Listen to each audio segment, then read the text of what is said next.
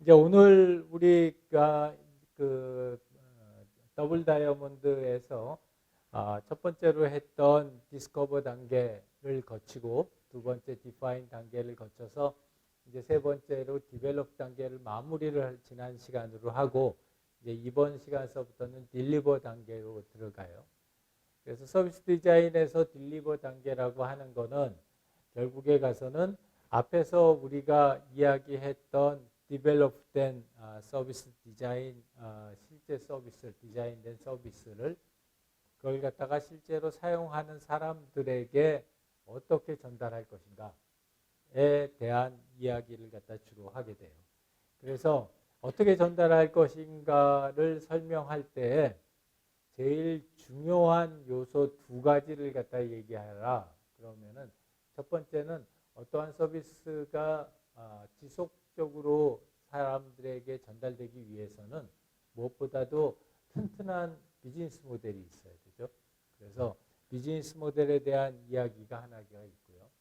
그 다음에는 이제 우리가 어떤 서비스를 만들어 놓고 나면은 그 서비스에 대한 그 브랜딩 그리고 그거를 사람들에게 어떻게 커뮤니케이션하고 또 프로모션 할 것인가 하는 요소들이 이 딜리버 단계에서 가장 큰 요소로 작용을 해요. 그래서 이제 우리가 수업 시간 동안은 그 딜리버 단계에서의 브랜딩과 비즈니스 모델에 대한 이야기를 갖다가 할 거고요.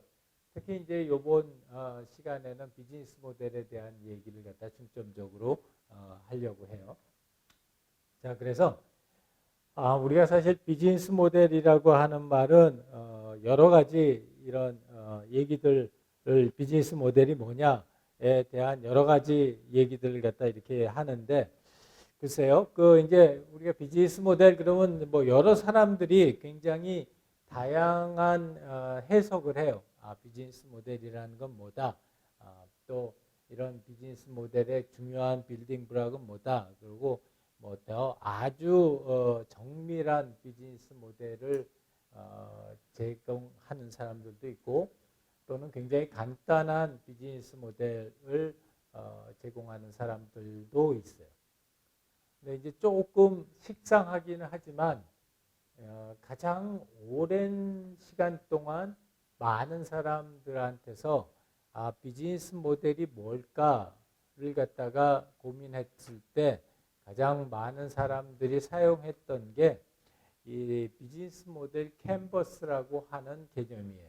아마 여러분들 중에서 공모전이나 또는 스타트업이나 이런 것들을 갖다가 준비했던 사람들은 한 번쯤은 들어봤을 것 같고 또 그걸 갖다 실제로 작성해 본 사람들도 있을 거예요. 근데 이제 이게 각 아이템들을 갖다가 이렇게 설명한다는 것도 중요하지만 이제 제일 중요한 것 중에 하나는 이런 비즈니스 모델에서 우리가 전달하고자 하는 메시지가 뭐냐를 갖다가 명확하게 할 필요가 있다고 봐요. 그럼 그런 메시지가 뭘까를 갖다 보게 되면은 나는 그거라고 생각을 해요. 어떻게 하면은 우리 서비스가 지금서부터 오랜 기간 동안 지속 가능하게 제공될 수 있을까? 그거에 대한 방안이 뭘까를 갖다 설명해 주는 거. 그게 비즈니스 모델이라고 생각을 하고요. 그러니까 그렇게 오랜 시간 동안 오랜 기간 동안 지속 가능하게 서비스가 제공될 수 있기 위해서는 가장 선결돼야 되는 조건이 서비스의 수익과 비용이 적절하게 계획이 돼서 이 충분한 정도의 건전한 수익을 낼 수 있을 때 이제 그럴 때에 비로소 비즈니스 모델이 성립이 된다고 하고 그리고 이제 그런 비즈니스 모델을 기반으로 해서 이 서비스가 지속적으로 운영 가능하고 또는 확산될 수 있다는 그런 생각을 갖다가 우리가 우리 스스로도 확신을 가질 수 있고 또 다른 사람들한테도 전달할 수 있어요. 그래서 이 비즈니스 모델 캔버스에 대한 이야기들을 갖다 주로 할 예정인데 혹시 과거에 비즈니스 모델 캔버스를 갖다 그려보거나 또는 수업을 듣거나 또는 과제를 제출했던 사람 1명, 2명, 3명, 4명. 자, 그러면은 우리 본론으로 들어가기 전에 그 비즈니스 모델이 그래서 어떻게 작성하라고 어떤 케이스에서 어떻게 경험을 했어요? 음,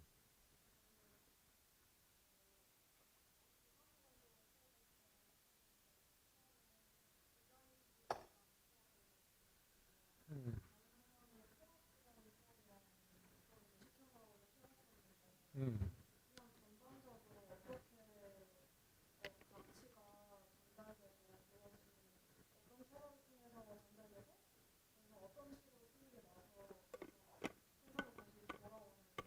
음, 음, 그래서 그때도 비즈니스 모델 캔버스를 작성을 했어요?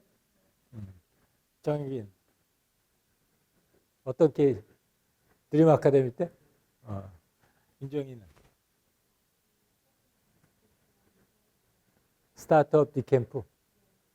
저기 선릉역에 있는 디캠프. 아, 부트캠프. 학교에서 하는 수업에서.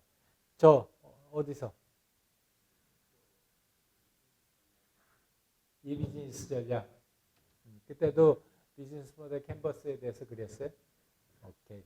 그럼 한 4명 정도는 해본 경험이 있고 다른 사람들은 처음 접하게 되는 개념이니까 조금 자세하게 각각의 내용들에 대해서 이야기를 갖다가 좀 할게요. 그리고 이거는 여기 강의도 강의지만 실제로 유튜브 채널을 갖다 보면은 이 비즈니스 모델에 대해서 정말 잘 설명해 놓은 유튜브 내용들이 많이 있어요. 특히 여기 이 저자들이 처음에 이야기했던 저자들이 가지고 있었던 저 유튜브 채널 보면은 굉장히 자세하게 정리되어 있는데요. 크게 여기에 있는 것처럼 하나, 둘, 셋, 넷, 다섯, 여섯, 일곱, 여덟, 9개의 블럭으로 나눠져 있고요. 이 9개의 블럭은 제일 가운데 있는 칸이 value proposition. 아마 여러분들이 지금쯤은 익숙할 거라고 생각을 해요. 그래서 이 value proposition이라고 하는 칸이 가운데 이렇게 떡하니 중간에 처음부터 여기까지 그려져 있고 그 다음에 그 value proposition을 중심으로 해서 오른쪽에 3칸이 있고 왼쪽에 3칸이 있어요. 그래서 이 오른쪽에 있는 3칸은 커스터머 릴레이션십, 채널, 커스터머 세그먼트. 어떤 커스터머를 대상으로 어떤 채널을 통해서 어떤 관계를 수립할 것이다 라는 거고요. 이 3가지 아이디어를 통해서 거기에 이제 밸류 프로포지션을 통해서 레베뉴 스트림, 우리 기업이 가지고 있을 레베뉴가 어떻게 창출돼서 들어올 것이냐 하는 거를 여기에다 적어주게 돼요. 그래서 요 오른쪽 파트를 인컴 파트, 인커밍 하는 파트, 레베뉴가 들어오니까 라고 얘기를 하거나 또는 레베뉴 파트라고 얘기를 해요. 그 다음에 이제 왼쪽에 있는 여기에 value proposition 양쪽에 다 들어가죠. 정가운데 있으니까. 그래서 value propositions부터 key activities, key resources, 그 다음에 key partners라고 하는 3가지의 칼럼이 있어요. 이 3가지의 칼럼은 우리가 평소에 코스트 아키텍트 이렇게 얘기를 해요. 그게 뭐냐 하면 우리가 이런 밸류를 이런 커스터머들한테 이런 채널을 통해서 이런 관계 설정을 하여 제공해 주기 위해서는 어떤 액티비티를 해야 되고 그 다음에 어떤 리소스가 필요하고 그리고 그걸 우리가 혼자 못하니까 어떤 파트너들과 함께 이 액티비티를 시행을 할 거냐 하는 것들을 여기서 정의를 하게 돼요. 그러니까 이 파트는 우리가 이런 수익을 제너레이트 하기 위해서 필요로 하는 비용들이 발생하는 그런 장소 또는 아이템들이어서 얘네들이 여기에 있는 3칸이 정리가 돼서 요 밑에 있는 코스트 스트럭처라고 하는 곳으로 모여져요.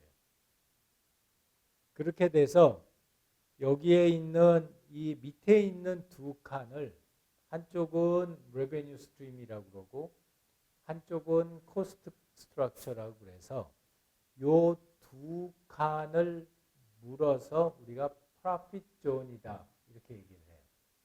그래서 이거는 레베뉴 파트고 이거는 코스트 파트고 얘네들은 프로핏 파트다. 그래서 이 비즈니스 모델은 이렇게 크게 세 가지 구역으로 나누어지고 작게는 9개의 칸으로 나누어지는 요 구조를 우리가 어떻게 하면 구체적으로 또 유기적으로 연결되게 만들어서 요 밑에 있는 프로핏 존의 내용들이 충분히 지속적으로 그 건전한 이익을 프로핏을 낼 수 있는 그런 구조를 만들어 나갈 수 있을까를 보여주는 거.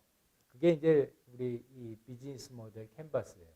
그래서 실제로 비즈니스 모델을 구축하는 방법은 사실 이것보다 훨씬 더 정밀하고 복잡한 방법들이 많이 있지만 일반 사람들에게 쉽게 내용을 전달할 수 있고 또 각 그 핵심이 되는 아이템들을 도출할 수 있고 또 더 중요한 거는 그런 아이템들 사이에 유기적인 연결을 확인해 볼 수 있다는 점에서 이 비즈니스 모델 캔버스를 상당히 오랜 시간 동안 사용했고 또 지금도 사용하고 있는 그 생각의 툴이다. 이렇게 생각하면은 여러분들이 이 비즈니스 모델 캔버스를 갖다 이해하기 쉬울 것 같고요. 그래서 이런 비즈니스 모델 캔버스가 가지고 있는 특징 중에 하나는 지금 여기에는 크게 필요로 하는 내용들을 이 화살표로 그려가지고서 다시 한번 앞에 있는 내용을 다시 한번 했어요. 근데 이 화살표가 의미하는 게 뭐냐라고 하면 그렇잖아요. 인접한 애들끼리는 컨시스턴트 해야 된다. 라는 걸 갖다가 얘네들이 그 익스플리시트하게 명백하게 표시해주고 있어요. 그게 무슨 말이냐? 이 앞에 비즈니스 모델 캔버스에서 보면 9개 칸이 있고 그 칸에서 예를 들자면 커스터머 릴레이션십하고 밸류 프로포지션은 면을 같이 하고 있어요. 이 면을 같이 하고 있다는 건 뭐냐면 얘 두 개의 컴포넌트는 굉장히 밀접한 관계가 있다는 거예요. 커스터머 릴레이션십하고 채널도 면을 같이 하고 있죠. 그러니까 이 두 개도 굉장히 밀접한 관계가 있다. 그 다음에 커스터머 세그먼트는 커스터머 릴레이션십이나 채널하고는 직접적으로 이렇게 면을 함께 하고 있지만 밸류 프로포지션하고는 직접적으로 연결된 면이 없어요.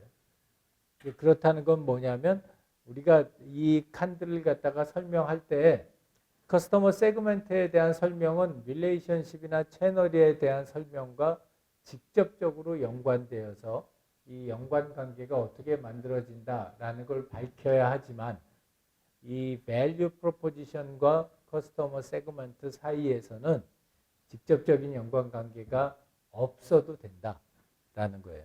그래서 이 모양을 갖다가 여기에 있는 이 선들이 그 연관 관계를 갖다가 조금 더 명확하게 설명을 해주고 있어요.